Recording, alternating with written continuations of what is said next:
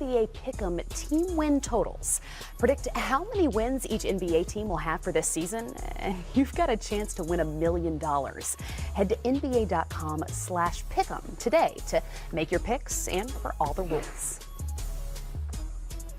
The Dallas Morning News reports more accusations of sexual misconduct in the Dallas Mavericks organization. In a story released Friday, former Mavs employees accused a longtime team photographer of propositioning female coworkers and making lewd comments. In the past year, the Mavs have been the subject of a 7-month independent investigation into workplace misconduct, which resulted in Mark Cuban donating $10 million in support of women's advocacy groups. Commissioner Adam Silver said Friday that the league office is monitoring the Mavs' response to these allegations. The team in action Friday morning, though, taking on the Sixers in the first of 2 NBA China games. That's Dennis Smith Jr. for 3. He had 20 points in this one, GA. Yeah, and also improved that perimeter game, knocking down half of his 6 3-pointers. Whew, Joel Embiid, the dunk plus the foul. He'd make that free throw, but look at Luka Doncic with the nice teardrop. Nice little floater there, gets that one to fall. And how about J.J. Redick? Perfect from the field in this game. Knocked down all 10 of his field goals and 7 of his free throws. The 3-pointer plus the foul. But look at this. The former Dallas Mav and retired Chinese basketball player Wang Juju gives Dirk Nowitzki a guitar, and Dirk gave us a concert. Yeah, well, we can't unfortunately hear muted. The audio. I think for good reason. Joel Embiid apologizing with a kiss to a fan that he hit with a ball, and we've chosen not to show you guys that either. Ben Simmons driving the lane, getting the layup to go plus the foul. He'd make that free throw. Dallas would lead the way at the time, but the Sixers would pull away 120-114. Now, you mentioned J.J. Redick's 28 points on a perfect 10 of 10 from the field, but Joel Embiid added 22 and 10 rebounds as well. Assuming he's healthy, assuming this roster is healthy, how good can this team be? Well, I think the goal has got to be to try to get a step further, right? They did get to the second round last year. Embiid was terrific, but he and Simmons both had their struggles at times against the Celtics, and they've made some key moves in terms of their roster, but more importantly, how much better are their young core going to be? Fultz is going to be playing this season. Obviously, Simmons and Embiid have to continue to improve, and ultimately, I think that trio is going to determine how far the Sixers go this season. Well, speaking of learning to create offensively, that's the perfect transition to Luka Doncic. Is he perhaps your Rookie of the Year? I'm not going to say Rookie of the Year, but I'm excited to watch him. He's a guy that I think just has an incredible feel for playing the game of basketball. Very mature, complete player.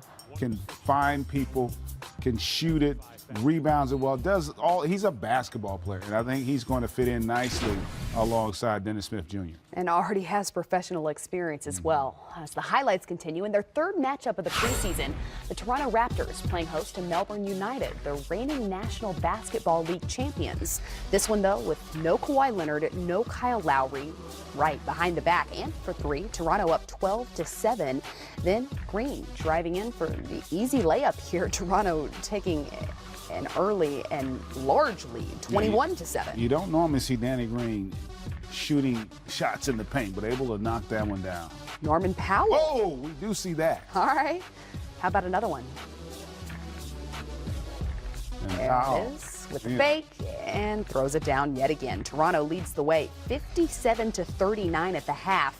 It's Powell yet again in the third, this time dishing to DeLon Wright for 3 more. Not a lot of people talking about the Raptors, but yeah, with Kawhi, I think this team is going to be heard from in the East. The Washington Wizards, once again without Dwight Howard, as they take on the Miami Heat in D.C. Hassan Whiteside on the oop from Goran Dragic. He had 10 points in this one. And Dwayne Wade, give me up and under to go. He's back with 10 points. Are we going to see 2 of the all-time greats hang it up this season? Dwayne's already announced this is his final. Dirk, I think, will also probably announce at some point as well, we keep thinking that he will, but then he keeps saying, I'll do one more. He might play till he's 50. Who knows? That was Jeff Green. Miami would lead the way at the half. Then Bradley Beal gets rolling on offense here. The deep three with the assist from John Wall. Then Wall, yet again, this time to Beal inside. He finished with 20 points in this one. Yeah, and you know, this is another team. I really like what they did this past offseason, the Wizards. And I also think they believe that they're going to be in the conference finals. So I think that East is going to be really interesting this year. And the Spurs hosting the Pistons. Both teams undefeated this preseason. No Reggie Jackson in this one due to a right ankle injury. LaMarcus Aldridge going to work here early and often. Getting it done inside, a little bit of a fadeaway outside the paint as well. Yeah, knocking down that shot was DeMar DeRozan. And I do think, as you see Andre Drummond, who had a monster game earlier, continues to play well and improving his offensive game. That's going to be a big question for this Pistons team as they want to try to bounce back after the disappointment of last year. Another big preseason performance from Andre Drummond as he tries to keep the Pistons in this. He led all scorers with 18 points and 10 rebounds on the night. DeJounte Murray gets the jumper to go. That's the key to the Spurs this season. His development, if DeJounte Murray can take a step and become a consistent lead guard for them, the Spurs could be right back in the conversation. There's the step you were looking for. Right? Oh, yeah.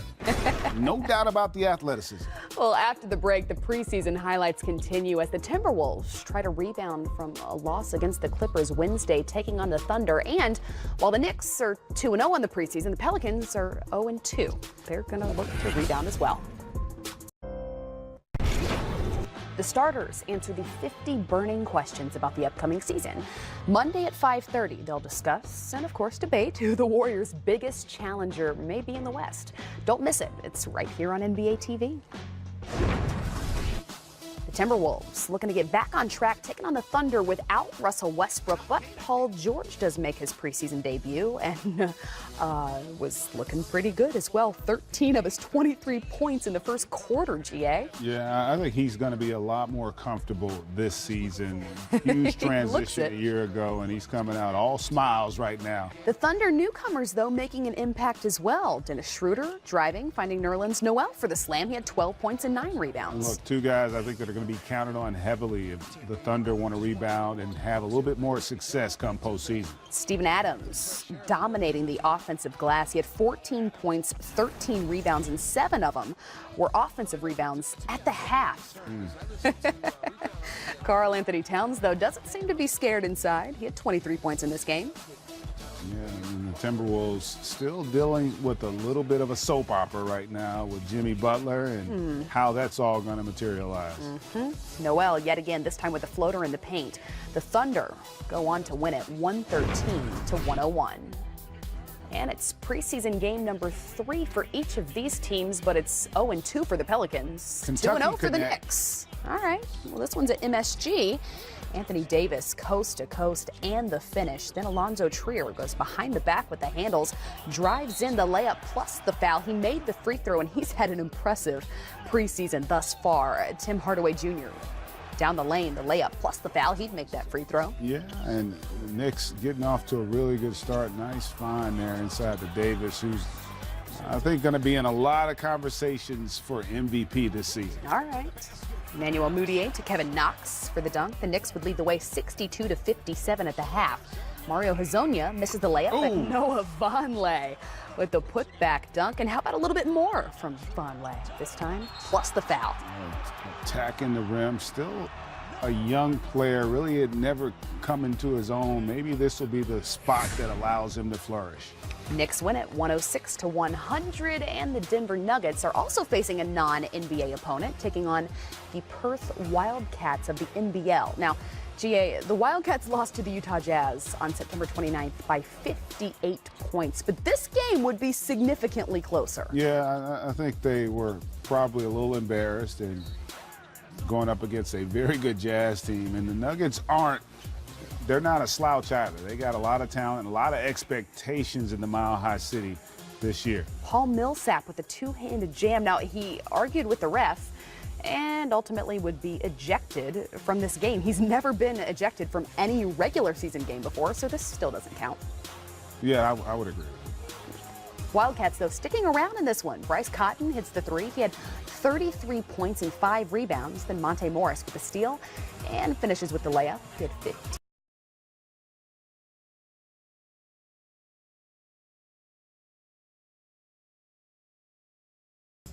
And the Orlando Magic hosting Flamengo. The professional squad from Rio de Janeiro will be back with highlights and analysis.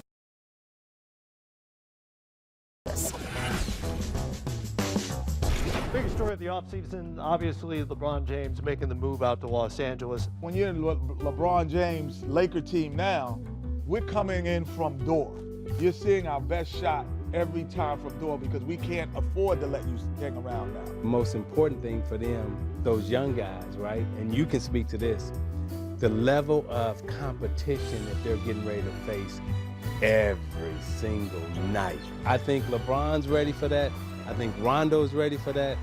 The young guys, everybody else on that team, I don't know if they really understand what's getting ready to happen. You can't be ready. You can't. It's something that and especially me coming from Toronto, I didn't experience that stuff. Maybe LeBron and Dwayne did, but me, I was kind of stuck in the headlights a little bit. So it took at least 20 games to get that adjustment. And by the time we came to Cleveland, we saw how the difference is in between being liked and disliked. I mean, a capital diss on you. Don't miss the Open Court 2018-19 season preview, premiering Tuesday at 7 Eastern on NBA TV. The Memphis Grizzlies on their newly designed floor at FedEx Forum, hosting Trae Young and the Atlanta Hawks. And Trae delivering early on. Gets the floater to go, then the quick drive and all the way into the lane. He had 15 points in this game that would tie things up at 15 apiece. Looked good early on, and I like the new Grizzlies floor. I think I like Jaren Jackson Jr. Yeah. more. The Grizzlies' number 4 pick getting into the paint, the lay-in, plus the foul. Marc Gasol, though, working in the post, gets the fadeaway to go. Then Gasol, yet again, this time driving into the paint and getting yet another floater. He finished with 21. Yeah, he looks good.